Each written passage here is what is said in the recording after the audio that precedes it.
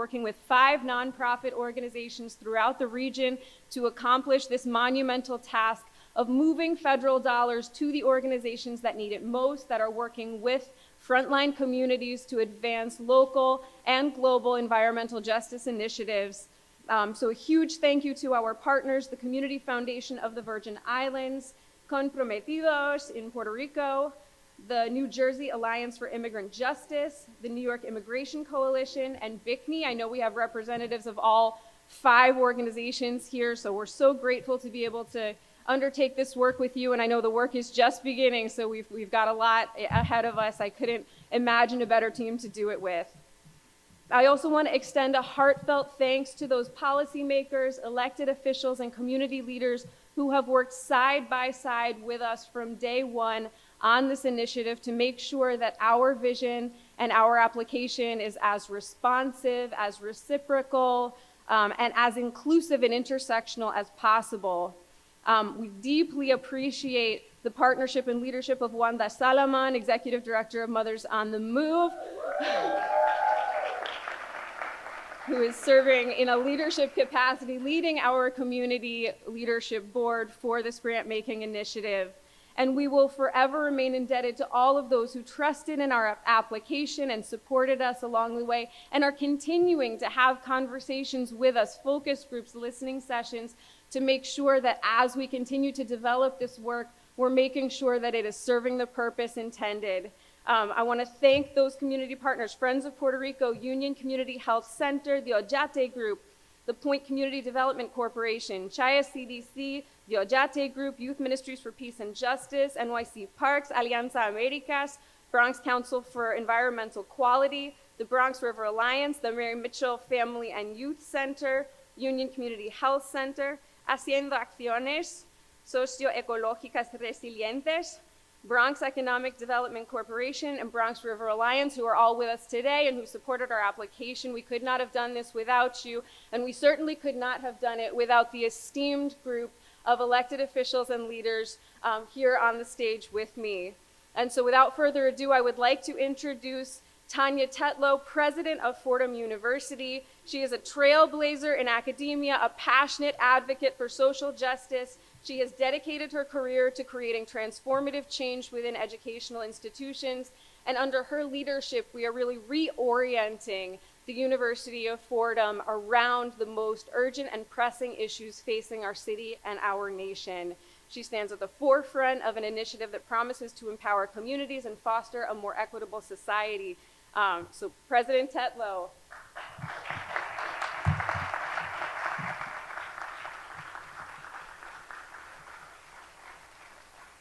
Thank you, Julie, and for the foresight of scheduling this day on a day when the planet will demonstrate its power with an almost total eclipse and strike us all with awe and remind us of how much we owe our planet.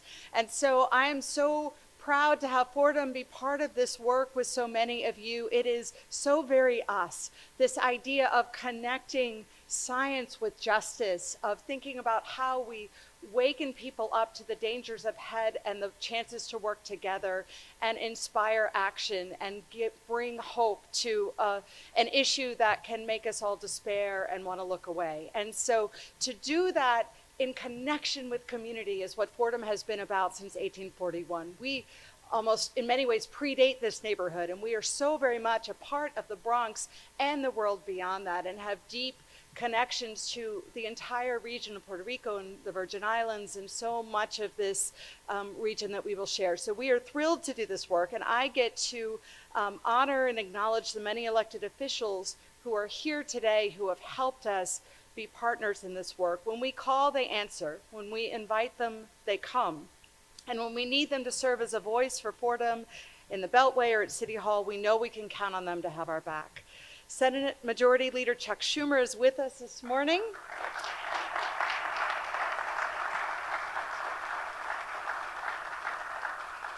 And in a moment, I will invite him and his colleagues in the House to share a few words, but I want to extend our most sincere appreciation and gratitude to him. Senator, thanks to your leadership and the work of your colleagues who are with us this morning, the Inflation Reduction Act was signed into law, which established this EPA Environmental Justice Thriving Community grant-making program, which we celebrate today. This will allow Fordham to award environmental justice projects that impact countless people throughout Region 2 and through that, the world. We can't wait to get started, and we look forward to keeping you updated on all of our progress and all of the good news ahead. We're joined by Representative Richie Torres, who is our neighbor, our friend, and our congressman. We are thrilled. Yeah.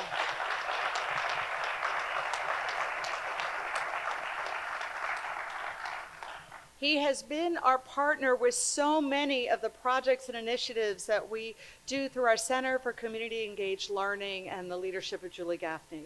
Congressman Torres has been a champion for us throughout his time in Congress, and we are thrilled to have him as a partner.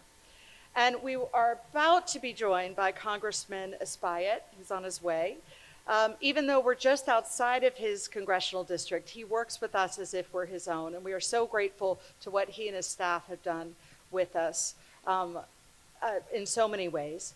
And we're honored to have representatives from Governor Hochul's team, Senator Gillibrand, Congressman Tonko, Bronx Borough President Vanessa Gibson, State Senator Meyer, and City Councilman Oswald Felice are represented in the rooms by their staff. Thank you for being here.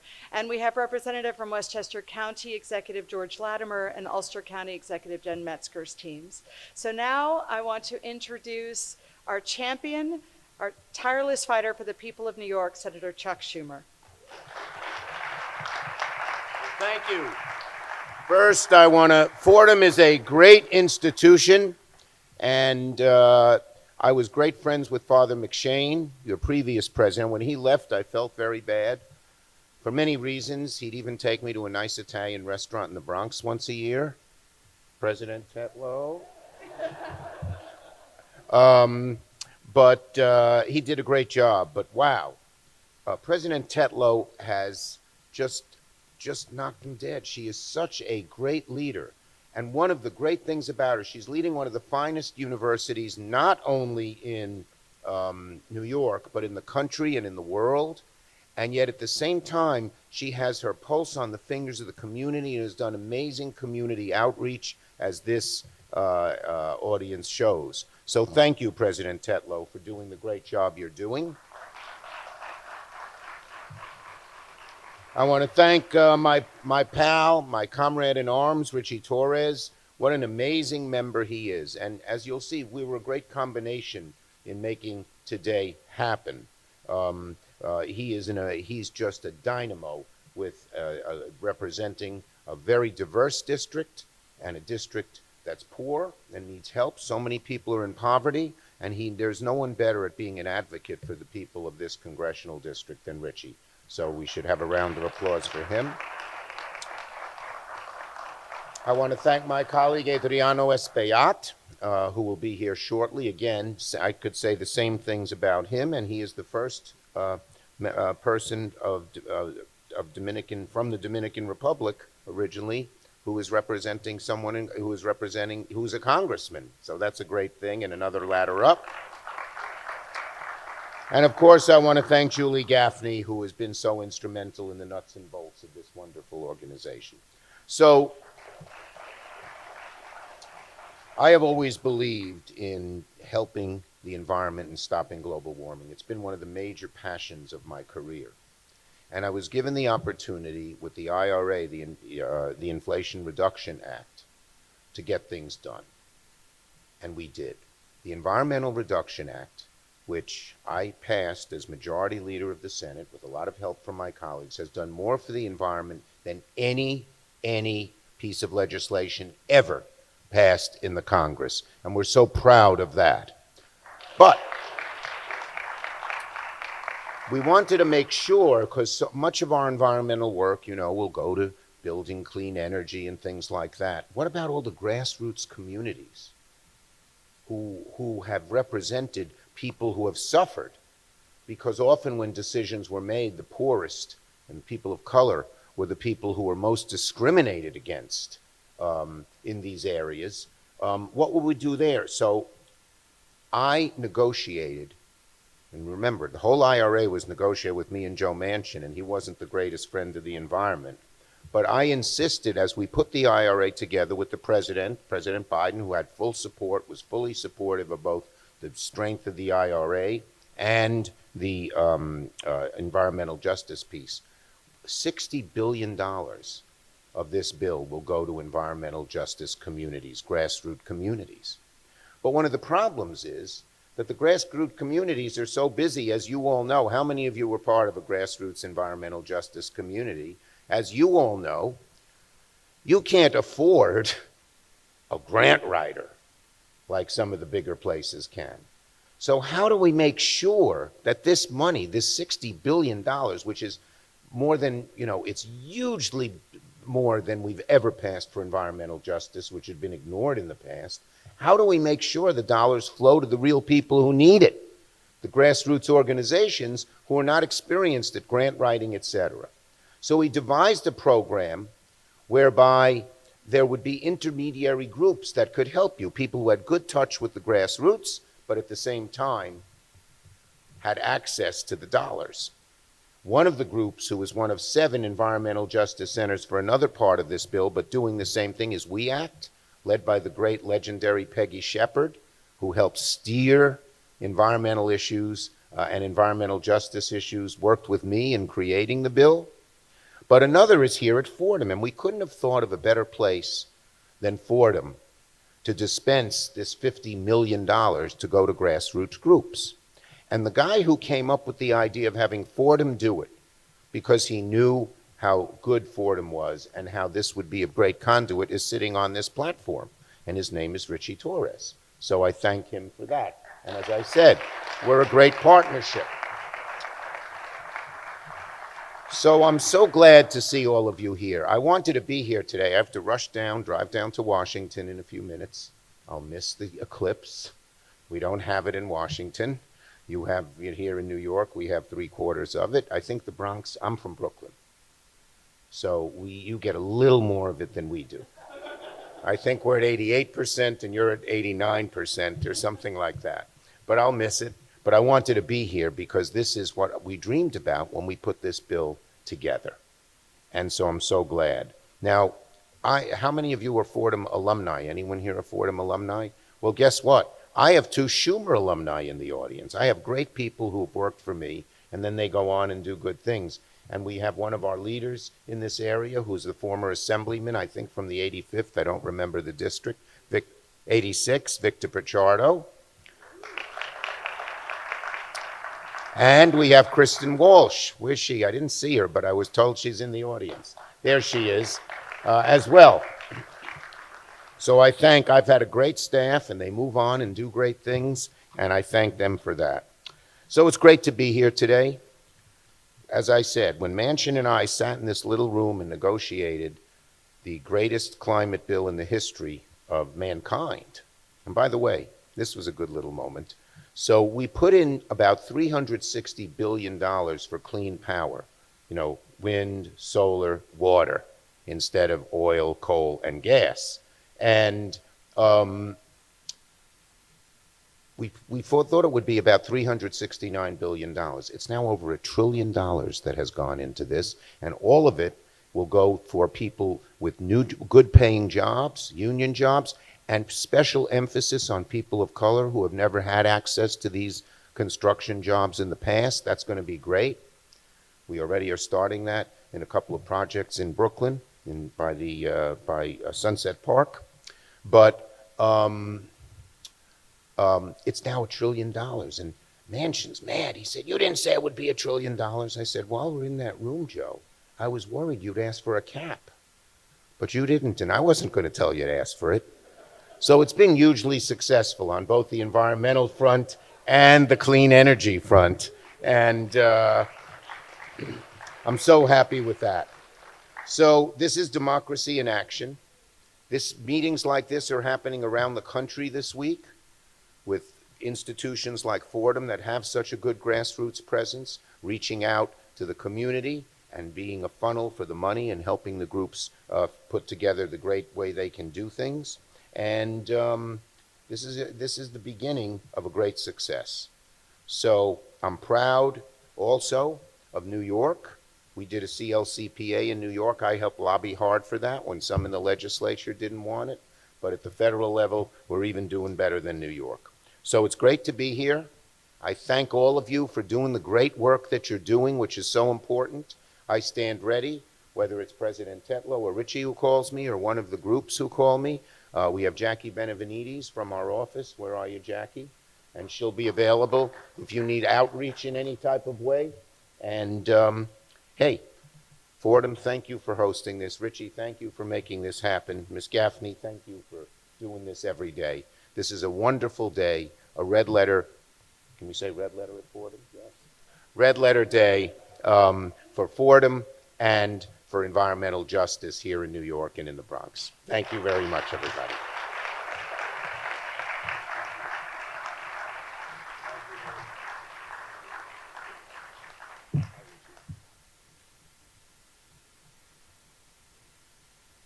Thank you so much, Senator Schumer. And it is now my honor, my privilege to introduce a great friend of Fordham, a great friend of the Center for Community Engaged Learning and for all of our public impact and community engagement initiatives.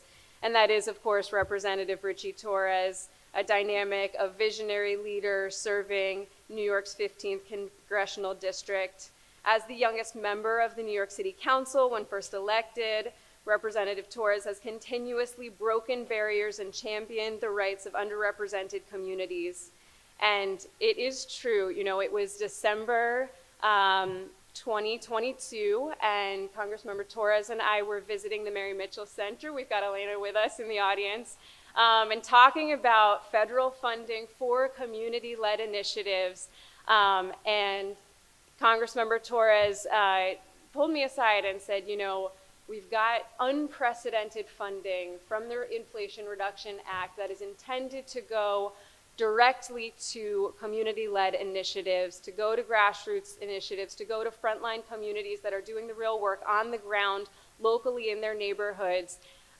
We need to bring this funding to the Bronx. We need to lead this operation out of the Bronx as the epicenter of public health movements, of environmental justice health movements, as so many people in this room know, because you are leading that work every day on the ground. And it really was that vision that inspired our application, that helped us structure the approach that we took.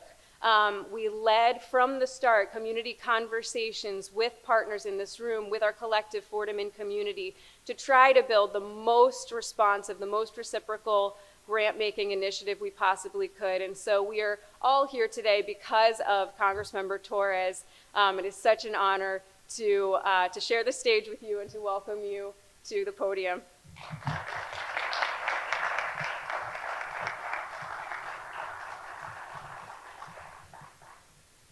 First, I want to thank the trailblazing president of Fordham University, President Tetlow. Under your leadership, there's been a deepening of the relationship between the Bronx and Fordham University, and you've made Fordham not only an institution in the Bronx, but also of the Bronx. And so I'm just enormously grateful to you for your leadership. I want to thank Julie Gaffney and Saray Miranda and the amazing team at the Center for Community Engaged Learning. It is true that more than a year ago, we had a conversation about the Inflation Reduction Act. I said there are massive funding opportunities for communities like the Bronx, and it was Julie's leadership in seizing those opportunities that has led to an investment of $50 million in environmental justice. So were it not for Julie, we would not be here today. So thank you, Julie, for everything.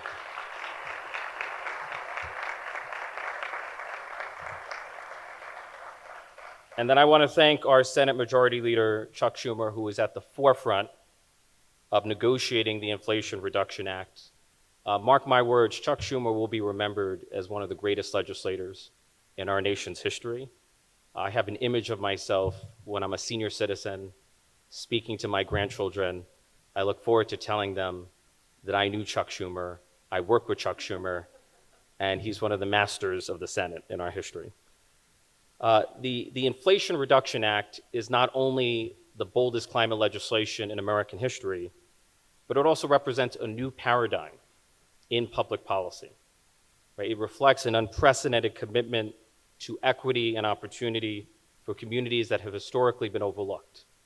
At the heart of the Inflation Reduction Act is Justice 40, which ensures that at least 40% of federal funds for certain federal programs go to disadvantaged communities. And so the IRA is benefiting the Bronx not by accident, but by design. We designed the Inflation Reduction Act to lift up the lowest income communities of color, especially the Bronx, which has been ground zero for environmental injustice. And so we're here to affirm that the Bronx is no longer the forgotten borough. It is no longer an afterthought for the federal government. The Bronx has been chosen to be one of the centers of environmental justice in the United States. For a Bronx-based institution to receive $50 million in federal funding to distribute throughout the region is nothing short of staggering and unprecedented. And so with the partnership of Fordham University, we are writing a new chapter in the story of the Bronx. The Bronx is not burning. The Bronx is greening. It is leading on environmental justice. And as the Bronx goes, so goes the rest of the country. Thank you.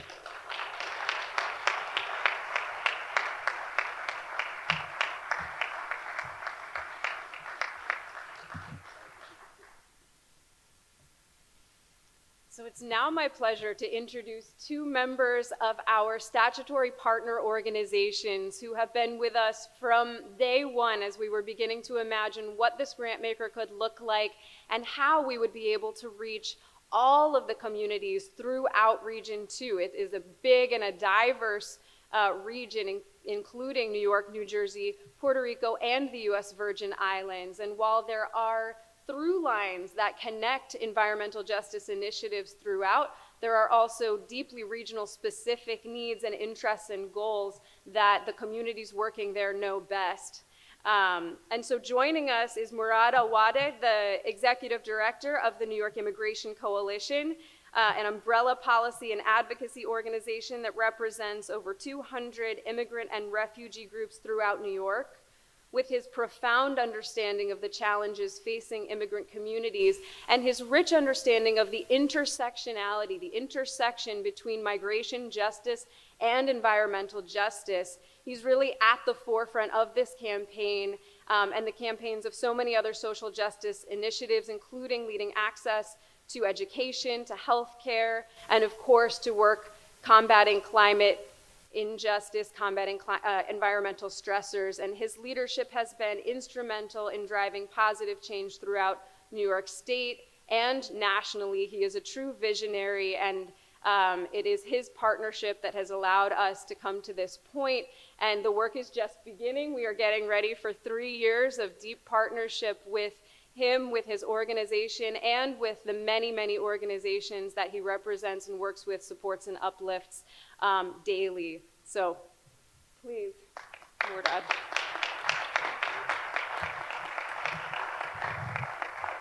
Thank you, Julie, for the kind words, and congratulations to Fordham. Congratulations to President Tetlow, to Julie Gaffney, Suri Miranda, who none of this would be possible without the three of them and their leadership in this moment, and really driving this effort forward, not just for this historic moment for the Bronx, which is, I think no one's mentioned this yet. This is probably one of the largest federal investments in the borough of the Bronx. And I think that that is an amazing feat. And as a Fordham alum, I am incredibly proud that Fordham is helping drive this home and ensuring that all communities, especially marginalized communities and vulnerable communities like environmental justice communities, are at the forefront in ensuring that we are the ones who are helping build our communities further than we have been, as we know what makes it thrive. We know what our value is. We are asset-based, not deficit-based. And this has been over a 30-year effort in ensuring that EJ communities and climate communities and marginalized communities have the opportunities like this one here.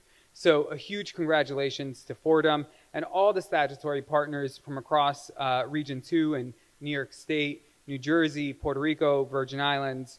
It's incredibly important to also note that we have had at least one climate disaster in every single county in the state of New York. At least one. This is a moment where we have to actually take 10 steps back and look at the bigger picture. What we now know as our life may not be in the next 20, 40, 60, 80 years. And it is our duty and responsibility to nourish and ensure that what we leave behind for our children and grandchildren is something that's livable. What we're seeing is also 130 million displaced people across this world. Over 25 million people displaced in the Western Hemisphere. And if we're living the lessons we're learning today from the southern border, we are seeing what happens when people are seeking refuge. What happens when we are trying to seek refuge within the interior of this country? That is what this opportunity is going to allow us as a state and as a region to really dive into and ensure that communities at the forefront are leading with the solutions that we know that they have. So with that, I'd like to yield back the mic and thank everyone for joining us here today and look forward to this amazing partnership with Fordham and all the partners across the state of New York and Puerto Rico, New Jersey, and the Virgin Islands. Thank you.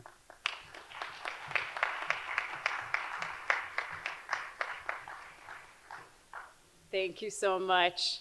And it's now a pleasure to introduce Isabel Ruyan, the co-founder and executive director of Comprometidos, a nonprofit organization dedicated to fostering social and economic development in Puerto Rico with a focus on resilience, sustainability, and innovation. Ruyan's work with Comprometidos has been pivotal in supporting recovery and rebuilding efforts post-Hurricane Maria, and her dedication to creating a sustainable future for Puerto Rico embodies the spirit of community and collective action needed. We've gotten to know each other quite well over the last few months, almost a year, as we've been looking together at the complexity of directing federal funding to local grassroots organizations throughout Puerto Rico and trying to build the best possible model that we can. And I'm so grateful to count Isabel and her amazing team as partners. So Isabel Ruyan.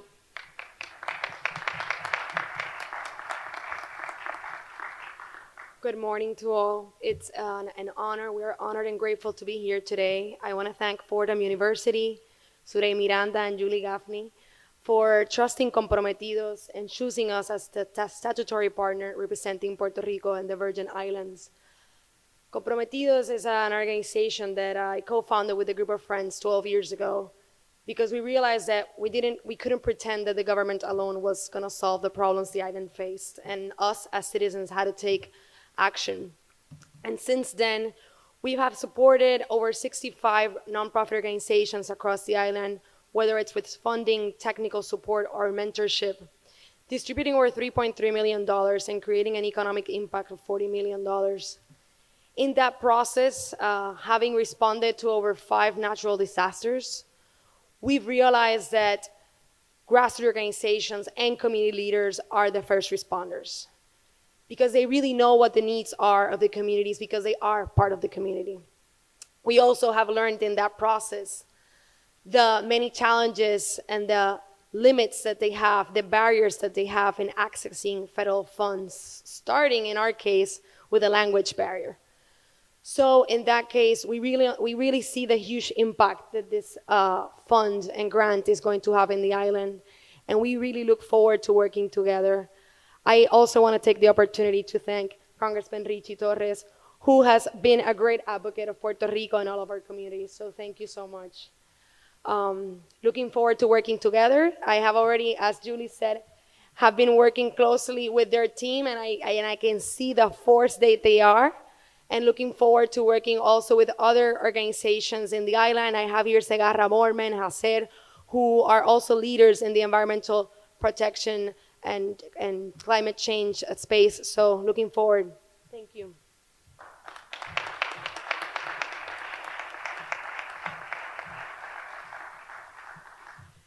Well, Thank you so much once again. Thank you to our speakers, to our leaders who really are the ones championing this work, making funding available in ways that never has been before to community-led environmental justice initiatives. I want to extend a heartfelt thank you to each and every one of you for being part of this project, and this is just the beginning. So we are all undertaking a 3+ year project to really transform the way that we fund and the way that we support and build environmental justice work here in Region 2. I also want to take a moment to thank Surey Miranda. Her name has come up many times. Where is she, Surey?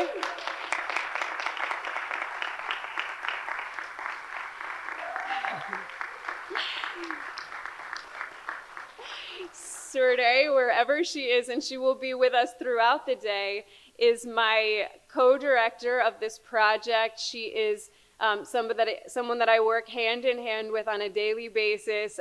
We joke that we really would only need one office because one of us is sitting on the floor of the other one's office most of the time as we build events like this one, as we work together toward our future projects, which include a vision for a brick and mortar community space on Fordham Road, which include a vision for a community solutions think tank coming out of Fordham. I know many of you are going to be partners in this work as we move ahead and really reorient Fordham around an initiative of public impact and social responsibility, and see how traditional teaching, learning, and research can be leveraged in real time toward community solutions. So I know this is a vision that President Tetlow is championing. I'm honored to be of service to her in this work. And as we close this press event, I'd like to invite everyone to please stick around. This is actually the launch of, here's Surey. Let's give her one more round of applause.